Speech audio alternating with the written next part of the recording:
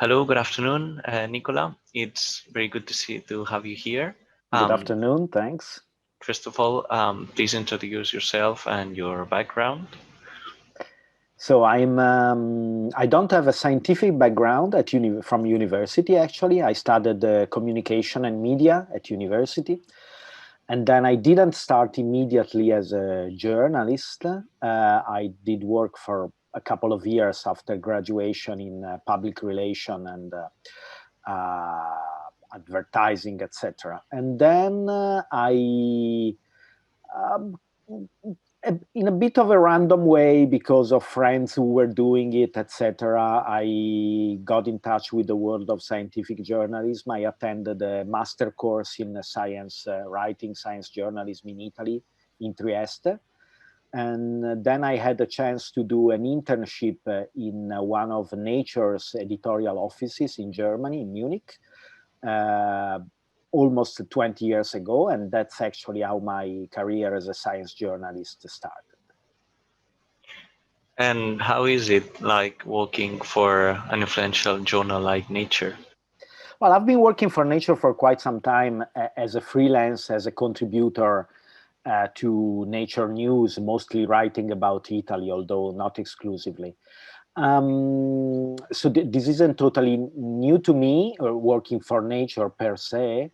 And of course, it's always, for a science journalist, it's a big responsibility, because it's a very well-known brand, and everything that's printed or written online in Nature has an impact that other publications would rarely have. So it has a lot of responsibility, and it is also, and this goes to the credit of Nature, it is often more difficult because the editorial process has more checks and more stages, more editors work on each story. So as a writer, it's always been an honor and a great responsibility, and also quite often quite a lot of work. Now, working for Nature Italy is something different, because you have all these, but you also have the thrill of launching a new product. So you have a bit of experimentation next to this very well-established editorial process that Nature has had in place for decades. So it's a very interesting mix, yes, of something very well-tested and something completely new. You just spoke about Nature Italy. Just present a bit of this project. Yes, Nature Italy was launched in October 2020. And it is a regional portal, so it is basically a regional edition dedicated to Italy of the Nature news and feature section. So it is not a journal, it doesn't publish peer-reviewed science, doesn't publish original research articles, it publishes news stories about the results of Italian research, meaning scientists who work in Italy, regardless of whether they are Italian or from other countries, but who work in Italy.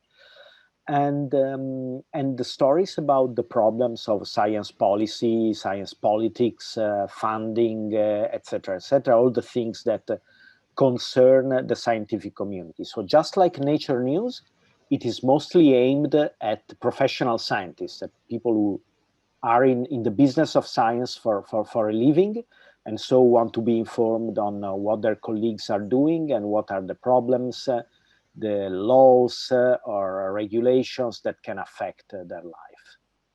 Yes, and well, I guess that the idea with the project is that a wider understanding of each region will allow further scientific and social development, for example, in Italy with this project.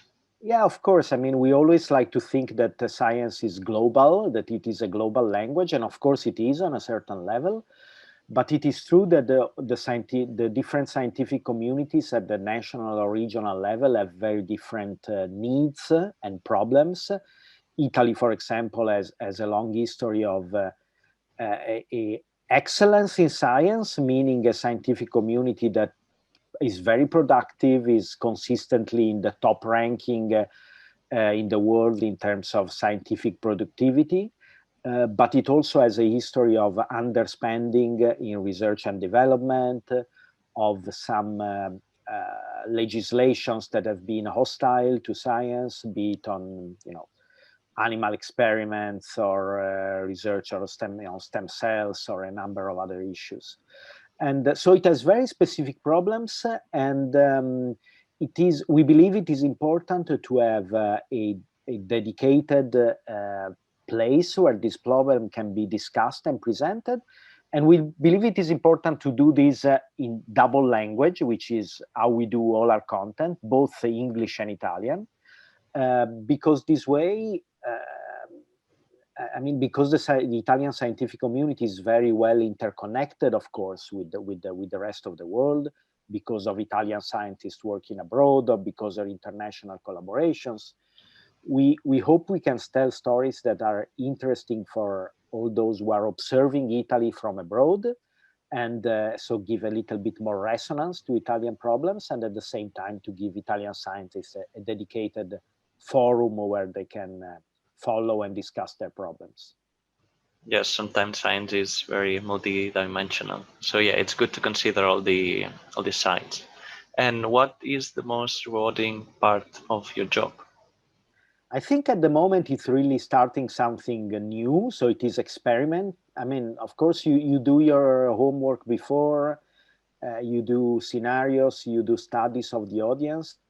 At the very beginning, there's a lot of room for experimentation on what works best, who is the audience really, what kind of stories they are most interested in. Sometimes you have a story that you think is very strong and the audience doesn't react a lot to it, and very often the opposite is true. A story blows up and you didn't expect that. So that aspect is really fascinating. And I would say the other one is putting together a team, which for the moment is a team of freelancers, freelance contributors, because the actual editorial staff is very small. But there are a lot of excellent scientific journalists in Italy who maybe do not often get a chance to be read outside Italy because of the language barrier. So being able to involve them and think of projects together, publish them in English as well, so that many more people can read them, that's a great thing.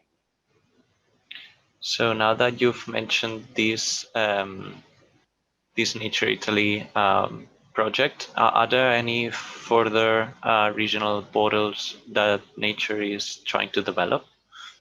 Yes, absolutely. Well, Nature Italy is not the first portal of this kind, and it won't be the last, actually.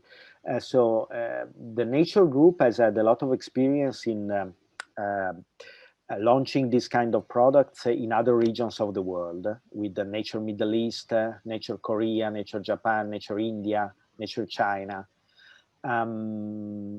And recently it developed a strategy to expand this kind of products also on the European market. So Nature Italy is the first of its kind, but hopefully in the future it will be joined by other portals. I mean, there is no confirmed date for any of this, but it would be great if Nature Germany or Nature France or Nature Spain could soon join the family, while we can already say that in the spring, Nature Africa will also be launched. And that's, of course, very exciting because it's such a huge region, a so diverse region with so many transformations going on. So we're really looking forward to that one too. Yeah, for sure. I mean, these projects look really amazing. So I hope you really have good luck with that. Thank you very And much. yeah, it's been an honor for the Young European Biotech Network to have you here. And thank Thanks you, for you Nicola. for having me. And yeah, thanks a lot. And follow us on the website.